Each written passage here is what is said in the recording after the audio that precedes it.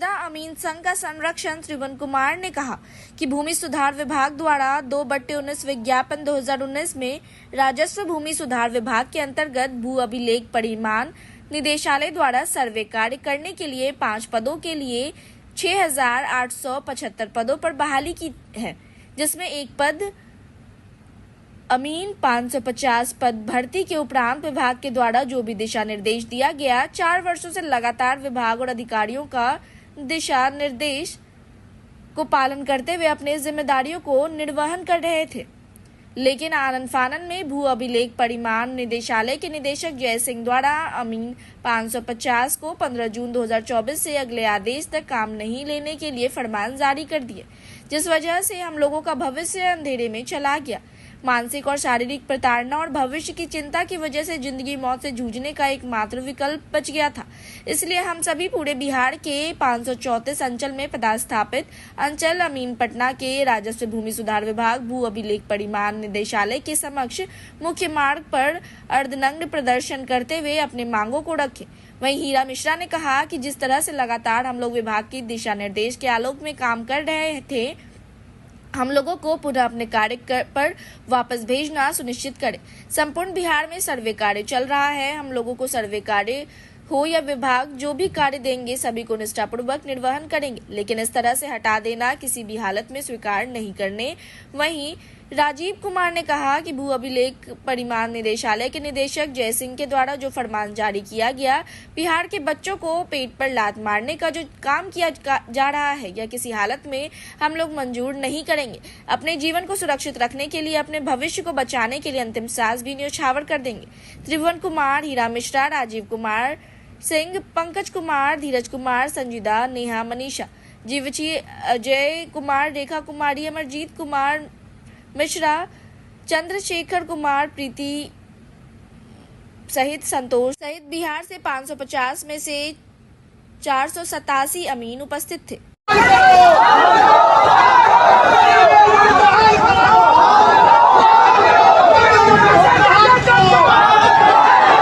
बड़े आईएएस उस जांच कमेटी के सदस्य रहे हैं, उन्होंने जांच की है।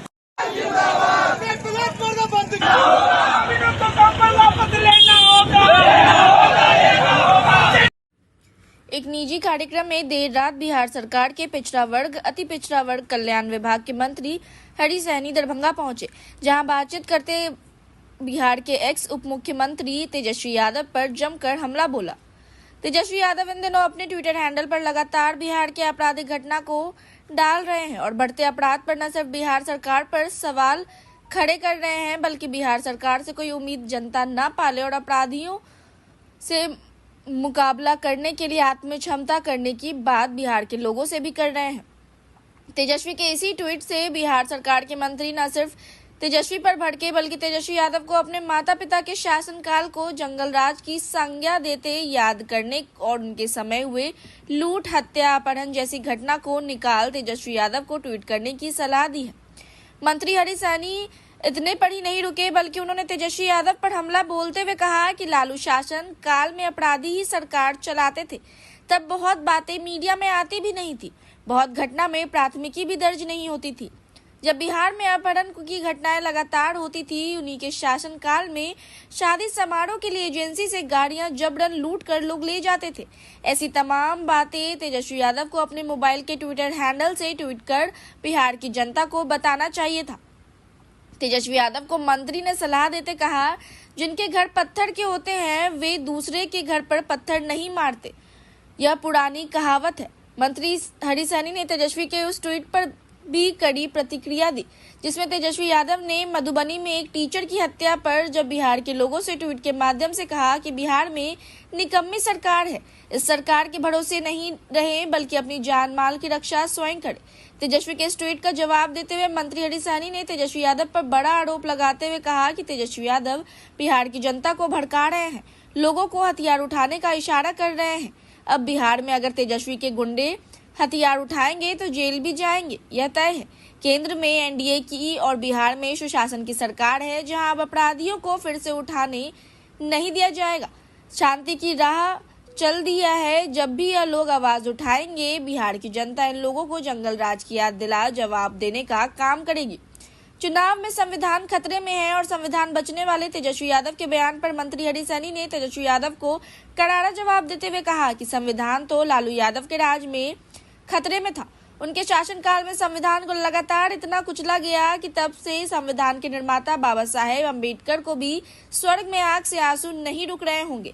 ये लोग क्या संविधान की बातें करेंगे? बिहार की जनता इन लोगों को पहचान गई है। इनके इस ट्वीट से बिहार की जनता भ्रम में आने वाली नहीं है, न ही इनके ट्वीट से कुछ फर्क पड़ने वाला है। शोभा नहीं देता और लोग बोलेंगे, लोग भूल गए हैं क्या बिहार के लोग कि कैसे अपहरण और कैसे घर में शादी भी होने पर एजेंसी से गाड़ी आती थी, जब रन पेपर में क्या क्या छपता था और कुछ लूट मार होता था तो पेपर में छपने ही नहीं दिया जाता था, केस भी दर्ज नहीं होने दिया जाता था। ये वो दिन था, आज का एक दिन है।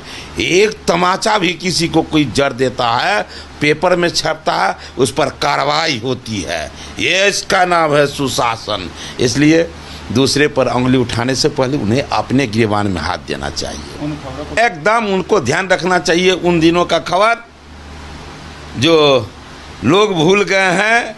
उन खबर को इन्हीं को वो सब उसमें से निकाल कर अपने मोबाइल से उनको ट्वीट करना चाहिए, पेपर में डलवाना चाहिए, तो थोड़ा सा लोगों को और अच्छा लगेगा। निगरानी विभाग की छापेमारी के संबंध में जो जानकारी मिली है उसके अनुसार कार्यपालक अभियंता भवन संरचना दरभंगा प्रमंडल के कार्यालय में मंगलवार को निगरानी विभाग की टीम के द्वारा छापेमारी की गई, जहां निगरानी विभाग की टीम पहुंचकर कई दस्तावेज, फाइल इत्यादि को खंगाला। हालांकि इस निगरानी विभाग की टीम को इस छापेमारी के क्रम में क्या कुछ बात सामने आई है, यह पूरी तरह से स्पष्ट नहीं हो सका। निगरानी विभाग की टीम से मीडिया के लोग बात करने की कोशिश कर रहे थे, लेकिन इन्होंने मीडिया के सामने कुछ भी नहीं बोला। निगरानी विभाग के छापेमारी के संबंध में हमने विधायक मुरारी मोहन झा से बात की, तो उन्होंने हमसे बात करते हुए कहा कि भवन विभाग में शिकायत दी गई थी। स्थानीय लोगों के कहने पर पता चला कि यहाँ के जो कार्यपालक अभियंता है, बाहर से संवेदकों को लाकर करोड़ों मौखिक आदेश टेंडर बांट रहे हैं। इसकी सूचना यहाँ के सैकड़ों संवेदकों ने दी। तब हम उनकी शिकायत लेकर पहुंचे और जांच टीम आई। आज जांच की गई है और विधायक मुरारी मोहन झा ने कहा कि कार्यपालक अभियंता और कोई भी अधीक्षक अभियंता के द्वारा यह भेदभाव करना उचित नहीं है। भवन विभाग में शिकायत दिए थे लोगों के, यहाँ स्थानीय लोगों के कहने पर पता चला वहाँ के जो कार्यपालक अभियंता हैं बाहर से संवेदकों को लाके यहाँ करोड़ों का करोड़ काम मौखिक आदेश से बगैर टेंडर किए हुए वो बांट रहे हैं। जब इसकी सूचना मुझे यहाँ के सैकड़ों संवेदकों ने दिया, उस पर हम उनका शिकायत किए थे। जांच टीम आई है, आज जांच कर रही है। कार्यपालक अभियंता द्वारा कोई अधीक्षण अभियंता के द्वारा यह भेदभाव करना, स्थानीय लोगों को काम नहीं देके बाहरी लोगों को लाके संवेदक को यहाँ काम देना, और वो भी मौखिक, कोई आदेश से कोई टेंडर नहीं होता है। बाद में यहाँ काम देके बाद में उसका टेंडर रेगुलाइज किया जाता है। जैसा हमारे पास शिकायत, उस पर शिकायत किया गया था उनका। अभियंता आए थे जांच के लिए, निगरानी से जांच करके गए हैं। क्या मामला था? विभिन्न आवास का जांच था। लेकिन जो बताया जा रहा था टेंडर घोटाला, क्या कुछ है क्या उस तरह का? नहीं, ऐसी कोई बात नहीं है, जांच में गया हुआ है। कितनी राशि की है टेंडर? कितनी राशि की है सर? राशि सब अलग अलग 2 लाख, 3 लाख, 2.5 लाख, सब ऐसे ऐसे टेंडर है। मोटा मोटी कितना होगा सर? हमारे यहाँ तो काम चलते रहता है, यहाँ तो मुश्किल से। 18 जून मंगलवार को स्वर्गीय उमाधार प्रसाद सिंह पूर्व विधायक हायाघाट की 10वीं पुण्यतिथि का आयोजन हनुमान नगर प्रखंड के ग्राम डेलाही में किया गया। वहीं इस मौके पर हनुमान नगर और हायाघाट के विभिन्न गांव से आए हुए लोगों ने इसमें भाग लिया। इसकी शुरुआत उनके पुत्र मितेश सिंह और कॉमरेड उदय कुमार सिंह द्वारा विधायक के चित्र पर माल्यार्पण और श्रद्धा सुमन अर्पित करते हुए की गई। वहीं विभिन्न गांव से आए हुए लोगों ने पुष्प अर्पित कर उन्हें श्रद्धांजलि दी। आज जो मनाया गया है, इनके विचार बहुत ही पूजनीय रहा है। ये अपने विचारों से, चाहे वो जरूरतमंद हो, अमीरों हो, अमीर के खिलाफ हमेशा गरीब के साथ रहे ही, और गरीब शोषित वंचित के लिए कॉमरेड एकदम पुरोधा के समान है। इनके नेतृत्व में गरीबों को सम्मान मिला है और हमेशा ये गरीब के लिए लड़ते रहे हैं। इसलिए हम लोग दिल से इनको सच्ची श्रद्धांजलि अर्पित करते हैं और हमेशा करते रहेंगे। आज डॉक्टर माधव प्रसाद और मेरे पिताजी का 10वां पुण्यतिथि है। लेकिन उनको जाने के बाद हम लोग को बहुत बड़ा क्षति महसूस हो रहा है। जो चले गए उसके बाद से आज इस क्षेत्र का भी कोई विकास नहीं हो पाया। कितने नेता आए और कितने नेता चले गए, कोई विकास करने के लिए नहीं हुआ। हम तो प्रयास ये करें कि उनके मार्ग पर आगे चल के उनके अधूरे कार्यों को पूरा किया जाए और जितने नौजवान हैं सबको अग्रेसित किया जाए कि उनके अधूरे कार्यों को पूरा करने में सहयोग करें।